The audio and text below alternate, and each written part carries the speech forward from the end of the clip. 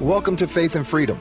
For the next few minutes, we hope to inform, inspire, and encourage you as we discuss legal victories and challenges to your fundamental freedom and religious liberties. Faith and Freedom comes to you from Liberty Counsel, a civil liberties education and legal defense organization. Join us now as Matt Staver, founder and chairman of Liberty Counsel, explains the latest legal issues all across this country. In the courtrooms of America, Liberty Counsel is winning the battle for your constitutional freedom. With the recent bullying tactics by the IRS against conservative groups, there are many people calling to abolish the IRS. Hi, I'm Matt Staver, founder and chairman of Liberty Counsel. Joining me is Shawn Akers, Vice President of Middle Eastern Affairs for Liberty Counsel. And today we're going to be talking about the IRS and its targeting of conservative organizations. The scandal is getting bigger and bigger. At first, they said it was just a couple of mid-level employees.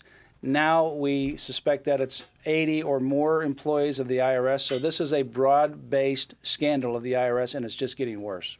You know, Matt, many of us noticed, even in the initial election of this administration, that the willingness to use the appearance of governmental power or actual governmental power to affect people and what they can say and what they support has been evident for a long time. Seeing it come out in the IRS has in many ways validated some of our worst fears. It has. And, you know, Lois Lerner that you've heard about in the news, who's recently pleaded essentially the Fifth Amendment and refused to testify before Congress, she was the one that was head essentially of this scandal targeting these conservative groups. But now we also know that she was involved years ago in targeting the original application of the Christian Coalition, and she gave the Christian Coalition a hard time getting the 501c4 application through the IRS when she was an agent. She got promoted, and then this is what she's done, and it's involved 80-some employees. Some of the testimony that has recently come forth and some of the information by different organizations shows that it's very widespread among conservative organizations. Liberal organizations got treated differently.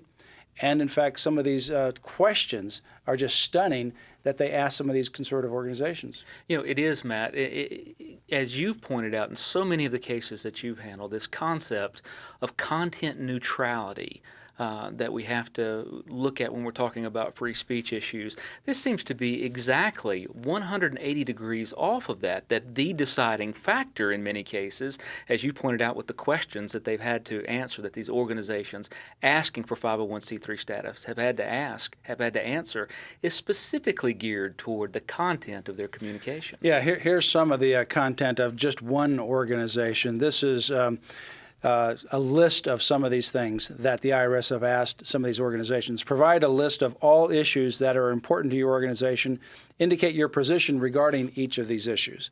Have you conducted or will you conduct rallies or exhibitions for or against any public policies, legislations, public officers, political candidates, or like kinds?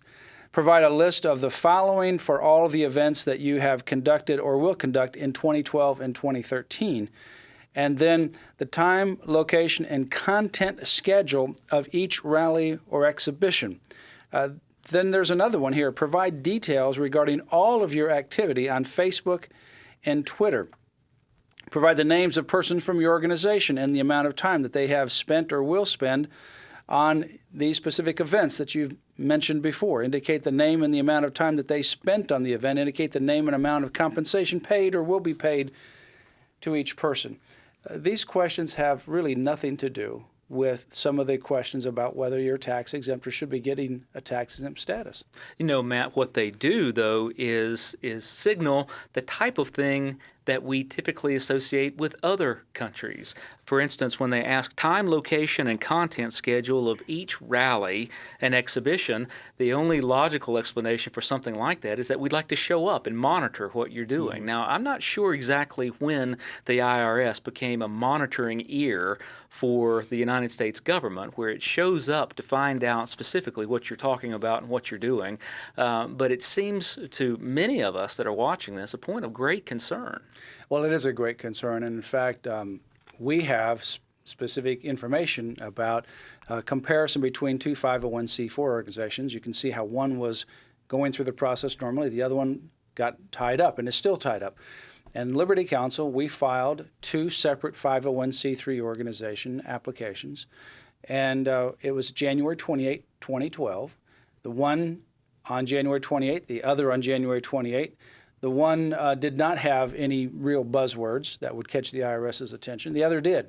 Its name was Freedom Federation. It had the Declaration of American Values, which includes sanctity of human life, marriage, religious liberty, family, limited government, the Second Amendment, right to bear arms, and so forth. These were both filed on the same day, January 28, by a very reputable, one of the nation's top CPA firms in the country. Then in early February, they both got letters from the IRS within a couple of days of each other acknowledging receipt of the documents. Then in approximately May or so of the 2012 year, they got letters within a week or so of each other saying that the file has been assigned to an agent. You'll hear from us very soon.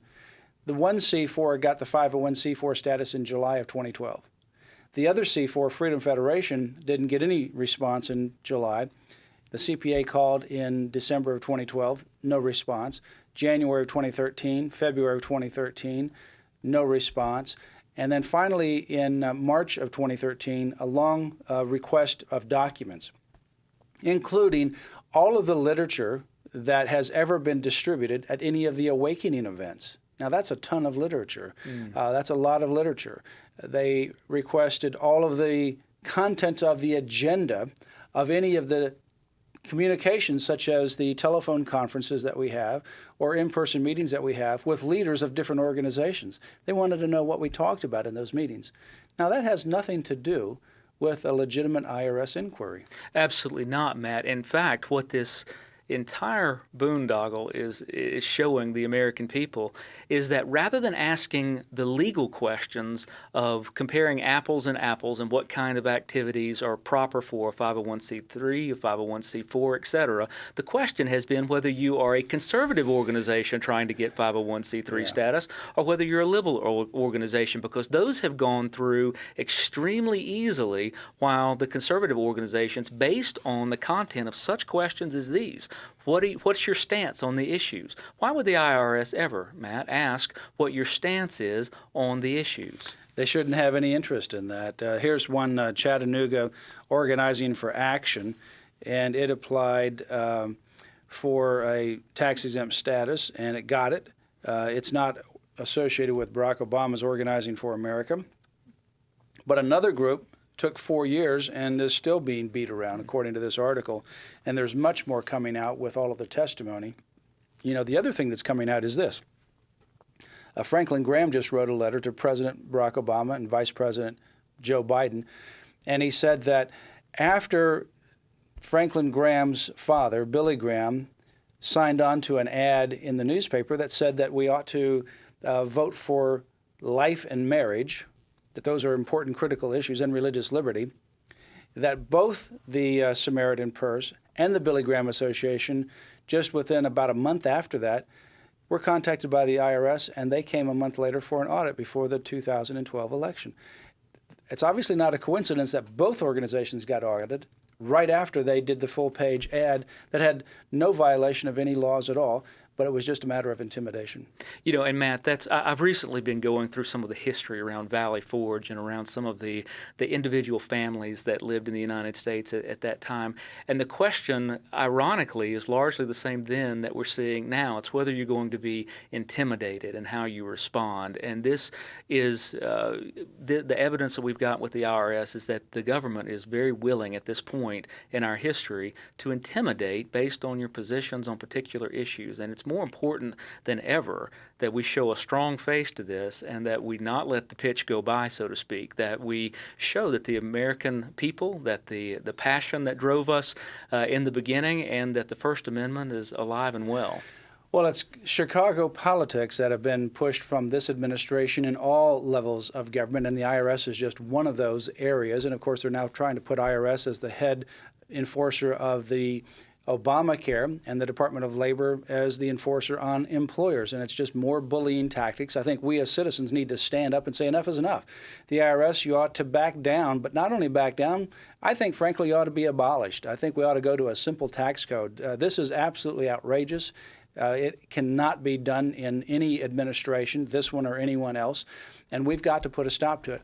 We've got a petition for you to sign. You can go to libertycounsel.com. That's libertycounsel.com, C-O-U-N-S-E-L, libertycounsel.com. And we have this and other petitions right there on that website.